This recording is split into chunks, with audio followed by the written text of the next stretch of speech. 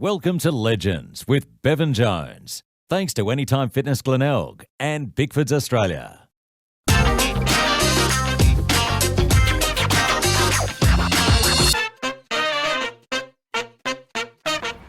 Yes, and g'day, welcome to another edition of Legends with Bevo, the show where we chat to past and present sports people, entertainment icons, and those doing great things in the community. And well, the Adelaide Fringe is well and truly underway. And last night I had the great pleasure of seeing the man to my left, that was Tom Ballard in action. It's his show Enough. The great man himself, Tom Ballard. Hello, man. Legends with Bevo. I'm a legend, really? You're an absolute legend, mate. Oh my gosh. You're a media legend, a comedy legend. You just, and you're only 30 years old as well. So. Yes. Don't mention that, but you know, I can play 25. I can go down to 25. You can pass to 21, I reckon. Thank you very much. You're looking very good and young compared to my greys and lack of hair. But mate, let's talk about your show Enough. Yeah. Enough about me and more about you. Yes. Enough. It's over here at the factory here in the Adelaide Fringe, so get along and see it. It's a brilliant show. But for the people out there that do want to come along and see a great show, what can they expect to see? They can expect to see me yelling for an hour about getting fired from the ABC, not having enough sex, capitalism destroying the world, baby boomers buying all the houses.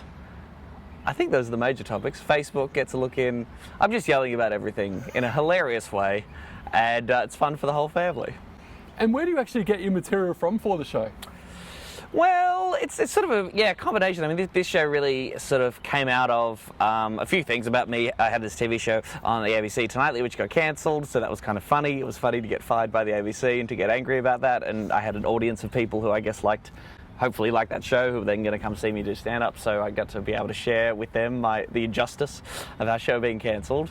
That was the starting point of it, and then also politically I've kind of moved even further to the left, if you can believe it, and started to realise that the way we sort of organise society around money and profit is really, really bad, and I've become a dirty socialist, and so I felt if I could bring those two things together with a whole bunch of dick jokes, then I'd be onto a winner. Well, yeah, it's definitely a good one, I can say that for Thank sure. you. So I was laughing a lot. Now, you're Warnambool born and bred. Yes. Talk us through the Tom Ballard journey and how you end up at Triple J as a breakfast announcer and also your stand-up comedy sort of stuff. Oh gosh. Yes, I really wanted attention since I was 8 years old. I got involved in the local amateur musical theatre company, Primary Performers, where I played Blitzen in a production of Rock and Roll Santa. You probably heard about it. It's a pretty big deal. And I got hooked to being on stage and kept doing theatre, wanted to become the greatest actor of my generation. Then when I was about 14 years old, I did a thing called Class Clowns, which is a high school comedy competition that the Comedy Festival runs. I did okay in that, didn't win, but I don't want to talk about that. And I kept doing stand-up because I was like, I'm just alone on stage and people have to listen to what I say and laugh at my jokes. And eventually when I was 16, I did Raw Comedy, which is the adult open mic competition, which is sponsored by Triple J, and I got to the national final of that. Hannah Gadsby won.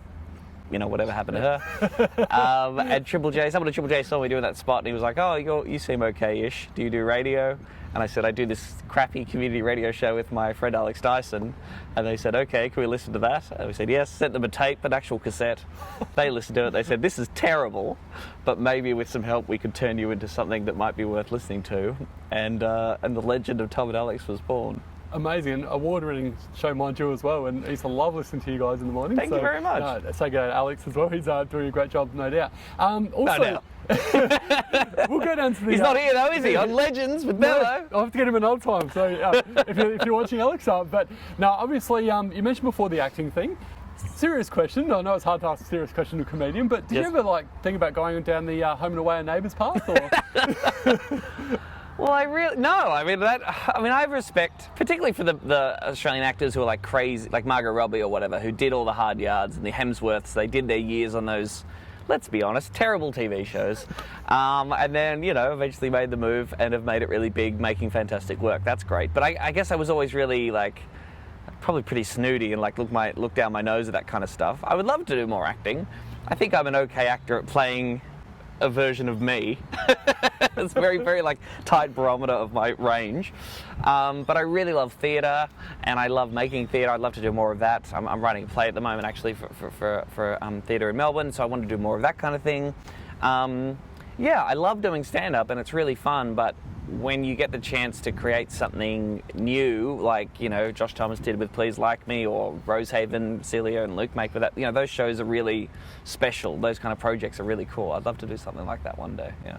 I have to actually tell the viewers and to you as well a funny story. I was actually an extra on Please Like Me. Really? Yes, Get out of here. True story. So what season? It was, I can't remember what, it might have been the second or third one, but it was a funny one because I was like, I'm straight, and I'm actually happy to tell this story because it's quite a funny one. But I actually had to pretend it was a gay nightclub on a Saturday night. Yes. At the I think it's called the Greyhound nightclub in St Kilda, and it was like a scene. Basically had to pretend we're just dancing around and take our shirts off and have a bit of fun. Really? Yeah. You took your shirt off? Yeah. Oh my God. So it was hilarious. Like, did you get paid? I did actually. Yeah. All right, high five. Taking jobs away from gay actors.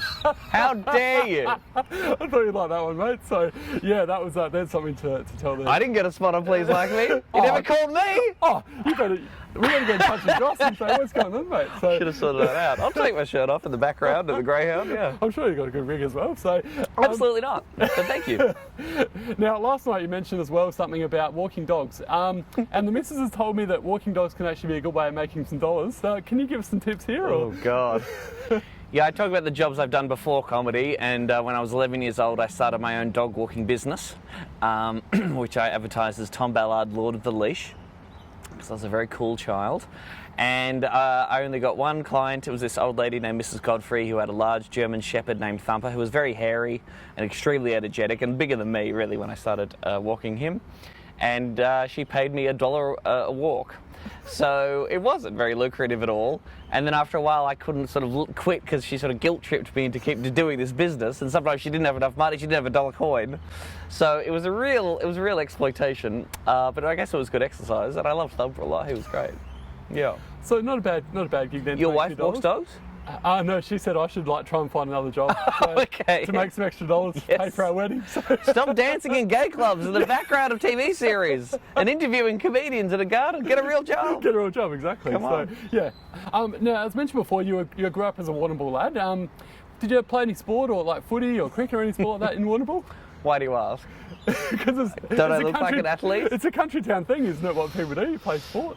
Footy, I never crossed into footy. Never even bothered to try. I was just like, this is just not my world. Played a bit of basketball. Played a lot of tennis. I was so obsessed with, like fantasy and reading books and stuff. I loved Zorro and Robin Hood. I got into archery briefly. That was because I was like, oh, that's kind of like acting. if I shoot an arrow around. Got bored of that pretty quickly. Asked if there was if there's any fencing in Warnambool. There wasn't. So I would say that sport has very much been just a thing I felt obliged to do sometimes, as opposed to something I'm very passionate about. Yeah. And you're in Sportsman Victoria. Do you have a footy team that you follow? Or? In theory, I go for Collingwood, but I think that's an insult to the club and any other supporters out there. I love Grand Final Day. That's cool, and the AFLW is really fun. But yeah, I can't do it. Nah, that's all good. No, that's totally fine, mate. Yes. Now, going forward, obviously we spoke before about your show Tonightly, and do you have any ambitions of going back into television as well, or? I'd love to. Yep, heaps of ambition. Yeah. It's just such a weird it's such a weird time in Australian television where people aren't making a lot of stuff, and there's sort of fewer and fewer opportunities, and the streaming services still haven't quite got enough money to make local stuff and sort of to sort of go in that direction. So it's a bit of a weird middle ground for Australia at the moment. But yes, I'll do anything. And I'm on Celebrity Mastermind soon. That's coming up. I did that. Celebrity Get Me Out of Here as well, maybe? Absolutely not. Absolutely. I have not yet scraped the. No offense to people who've done that show, but I can't eat a bug on TV. I can't do it. Yeah, or like bungee jump and things like that. I guess you need to be quite brave to do that. But yes, yeah. No, I haven't quite reached that. I mean, I haven't called, to be honest. Let's be honest. Yeah. Well, good luck in the mastermind thing anyway. So, thank you. Yeah, Thank you very much. And after Adelaide Fringe, where to from here? I go to Brisbane Comedy Festival for a week for my new show, which is called Grandiloquent, and that goes to Melbourne Comedy Festival as well. And then later in the year, I'll be going to the UK. Yeah, it'll be on at the Edinburgh Fringe Festival, and I'm going to try and have a bit of a crack over there. So you said before off air that you're looking to go to the UK for a few years and see how things go over there? Well, I've committed until Christmas. Yeah. So let's just see how it all goes, and if the good people of Britain, who are going through a wonderful time at the moment and are desperate for laughs, if they can put up with me until then and I can hang around, then that'd be great. Well, it's obviously going forward from here. It's certainly exciting times ahead for you, Tom. And mate, I mentioned before, people should come along and watch the show, Tom Ballard. You're here till Sunday week, so come along to the Adelaide Fringe. Check this great man out. Check out his Facebook page on Tom Ballard as well. Yes. Absolute pleasure to chat to you today. Thanks for your time, mate. Thanks for having me. Good night, everybody. Good night, everyone. See ya.